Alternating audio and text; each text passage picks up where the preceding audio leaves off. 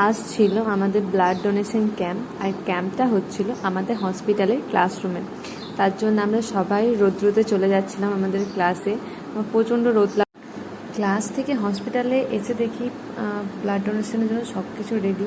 বোনেরাও blood দেওয়া already start করে দিয়েছে, আর ম্যাম আমাদের হিমোগ্লোবিনের সবার কাগজগুলো চেক করছিল, সবার হিমোগ্লোবিন ঠিকঠাক আছে কি না এটা দেখছিল।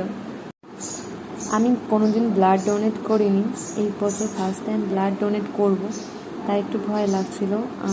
তো তাও আমি সব ওয়েট চেক করে তারপর একটু সাইন করে নিই, তারপর একটু বসেছিলাম। বসে থাকার সময় একটু ভয় লাগছিলো যে ঠিকঠাকভাবে ব্লাড দিতে পারবো কি না। ফাইনালি যখন আমার ব্লাড দেওয়ার সময় আসে তখন আমি একটু ভয় পাচ্ছিলাম, আমার প্রচণ্ড ভয় লাগছিলো, জানি না কেন। কিন্তু আমার সব ফ্রেন্ডসরা ছিল, সবাইকে অনেক থ্যাংক ইউ। সবাই আমাকে অনেক মেন্টালি সাপোর্ট দিচ্ছিলো, ওরা আমাকে বলছিল কিছু হবে না, আমরা আছি এখানে।